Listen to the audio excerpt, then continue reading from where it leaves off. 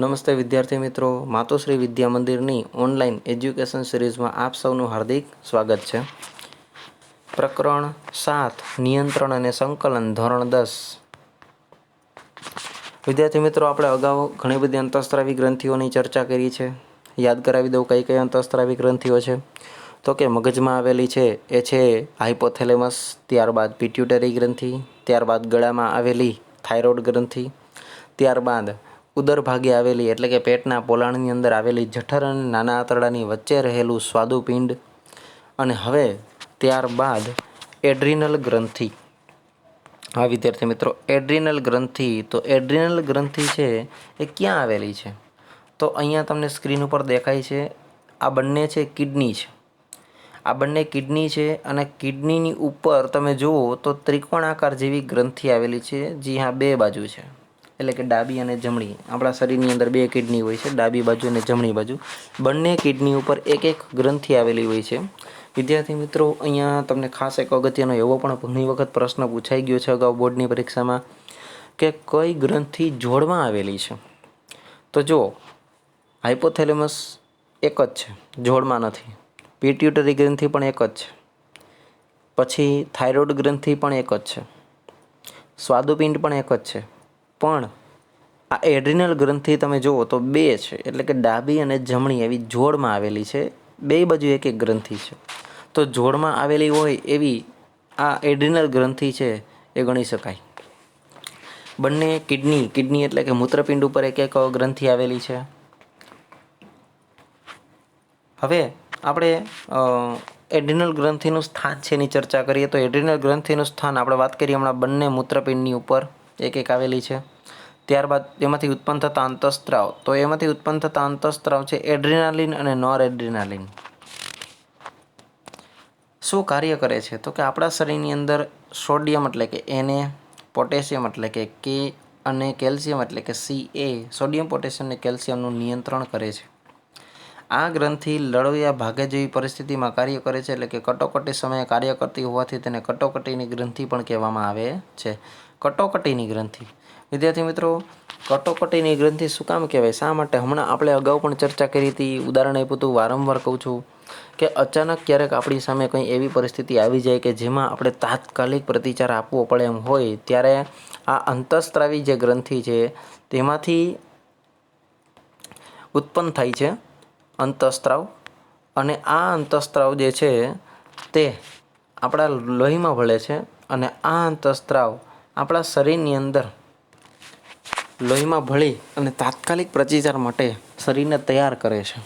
તો અહીંયા અંતઃસ્ત્રાવી જે ગ્રંથિ જે છે એડ્રિનાલિન, તો એના વિશે થોડીક વાત કરી લઈએ. અહીંયા તમે જુઓ તો એક ચિત્ર આપેલું છે. આ ગ્રંથિ અંદર ખરેખર બે ભાગમાં વહેંચાયેલી છે, કે જેને એડ્રિનલ, આ બહારનો જે ભાગ છે જેને બાહ્યક કહેવાય, અને અંદરનો જે ભાગ છે કોફી કલર જેવો દેખાય છે એને કહેવાય મજ્જક. તો આ એડ્રિનલ ગ્રંથિ છે એ ખરેખર બે વિસ્તારમાં આવેલી છે. એ બે વિસ્તારને બાહ્યક અને મજ્જક તરીકે ઓળખવામાં આવે છે. બંનેમાંથી અલગ અલગ પ્રકારના અંતઃસ્ત્રાવ છે ઉત્પન્ન થાય છે. અને ખાસ તો આ ગ્રંથિને કટોકટીની ગ્રંથિ તરીકે ઓળખાય છે, કારણ કે આપણને કટોકટીના સમયે અંતઃસ્ત્રાવ ઉત્પન્ન કરીને શરીરને લડવા માટે અથવા તો ભાગવા માટે તૈયાર કરે છે. ત્યારબાદ હવેની ગ્રંથિ છે એ છે અંડપિંડ. વિદ્યાર્થી મિત્રો, અંડપિંડ છે એ સ્ત્રીમાં આવેલી ગ્રંથિ છે.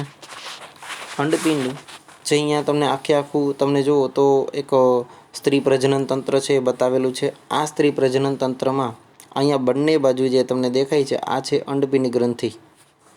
તો આ અંડપિંડ ગ્રંથિ છે સ્ત્રીમાં આવેલી હોય છે. અંડપિંડ ગ્રંથિ પણ જોડમાં હોય છે, એટલે કે ડાબી બાજુ અને જમણી બાજુ બંને બાજુ એક એક ગ્રંથિ હોય છે. તો આમ અંડપિંડ ગ્રંથિ પણ જોડમાં આવેલી છે. અંડપિંડ ગ્રંથિનું સ્થાન સ્ત્રીના ઉદરગુહામાં એટલે કે પેટના પોલાણમાં આવેલી છે. આ અંડપિંડમાંથી કયા કયા અંતઃસ્ત્રાવ ઉત્પન્ન થાય છે? તો છે ઇસ્ટ્રોજન અને બીજું છે પ્રોજેસ્ટેરોન. ઇસ્ટ્રોજન અને પ્રોજેસ્ટેરોન આ બંને અંતઃસ્ત્રાવ ઉત્પન્ન થાય છે. એનું મુખ્ય કાર્ય છે સ્ત્રીના ગૌણજાતીય અંગોનો વિકાસ. સ્ત્રીના ગૌણજાતીય અંગો અને લક્ષણોનો વિકાસ એટલે શું? તો કે સ્ત્રીઓમાં જેમ જેમ ઉંમર વધે તેમ મુલાયમ ત્વચા, પછી અવાજ છે તીણો થવો, બગલ અને જાંઘ પર વાળ ઉગવા, આ ઉપરાંત પ્રજનન માટે સક્ષમ થવું, બરાબર, પ્રજનન અંગો છે એ મજબૂત અને વિકાસ પામવા. તો આવા ઘણા બધા જે લક્ષણો છે કે જેને ગૌણજાતીય લક્ષણો તરીકે ઓળખવામાં આવે છે. તો આવા લક્ષણો ઉંમર થતાં આવા અંતઃસ્ત્રાવોની અસર હેઠળ છે વિકાસ પામે છે.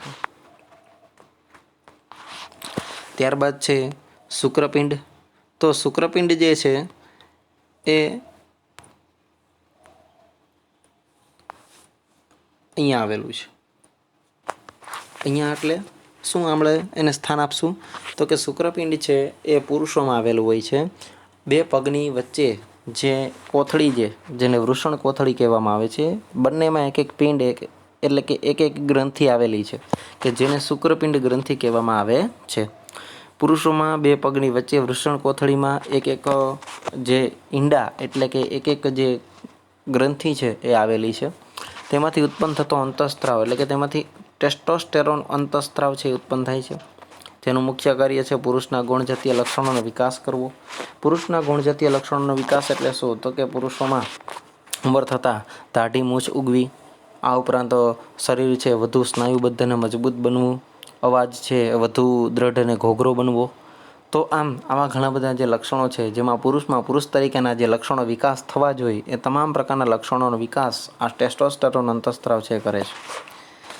વિદ્યાર્થી મિત્રો, જો તમને આ વિડીયો પસંદ હોય તો તેને લાઇક કરો, શેર કરો અને તમારા વોટ્સએપ સ્ટેટસની લિંકમાં તેને રાખો કે જેથી અન્ય વિદ્યાર્થી મિત્રો તેનો લાભ લઈ શકે. Thank you.